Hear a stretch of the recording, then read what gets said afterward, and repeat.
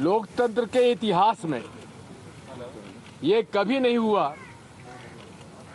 कि विपक्ष के नेता को जब संसद चल रही हो तब इन्फोर्समेंट डायरेक्टरेट या investigation agency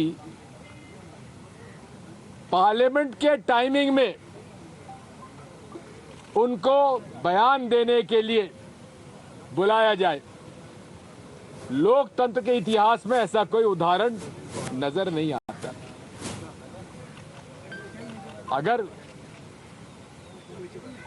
leader of opposition Mallikarjun खड़गे जी को अगर बुलाना ही था तो 11 बजे के पहले बुला लेते या 5 बजे के बाद बुला लेते।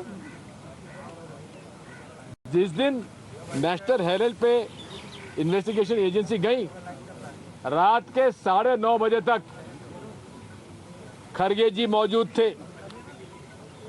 फिर आज पार्लियामेंट के में चर्चा हो रही है, क्वेश्चन आवर चल रहा है, उसके पहले 0 आवर था जिसके अंदर काफी महत्वपूर्ण मुद्दे उठाना था।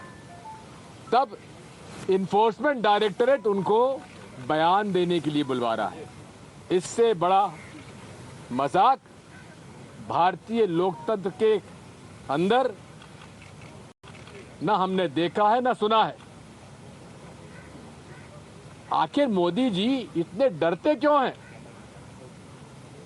अरे महंगाई बढ़ी है।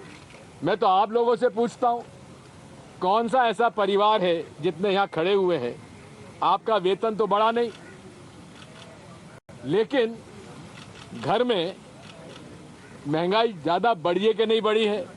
आप खुद आत्मचिंतन कर लीजिए। अरे हम लोग अपनी लड़ाई नहीं लड़ रहे हैं, हम लोग आप लोगों की लड़ाई लड़ रहे हैं। इसलिए आइए कल सुबह 11 बजे सारे हमारे कांग्रेस के सांसद राष्ट्रपति जी को जाकर कहेंगे कि माननीय वित्त मंत्री जी को देश के वास्तविक आर्थिक हालातों से परिचय नहीं है। इसलिए हम लोग कल मार्च करेंगे राष्ट्रपति जी के घर पर। आप सब लोग इसलिए आमंत्रित हैं और आप उसमें शामिल होइए। मैं अब आमंत्रित करता हूं प्रमोद तिवारी जी को कि वे आपसे कुछ कहेंगे।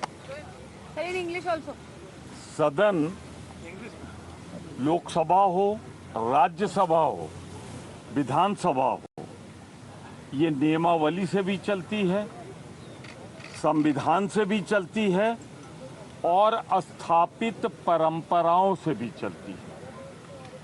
आज तक लोकतंत्र के इतिहास में इसके पहले भारतीय संसद के रिकॉग्नाइज नेता विरोधी दल को जब उसकी नोटिस लगी हो, ये महत्वपूर्ण है कि उनकी नोटिस लगी हुई है और उस पर चर्चा होनी हो, तो उसके पहले ईडी उनको समन करके बुलाए।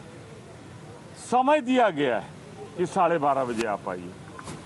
11 से लेकर 6 बजे तक सदन चलता है। अगर बुलाना आवश्यक था तो शनिवार को, इतवार को बुला लेते, परंतु नियमावली का अपमान हुआ, संविधान का अपमान हुआ और मैं कहूंगा परंपराओं जिससे कि राज्यसभा चलती है, ये सिर्फ एलओपी का अपमान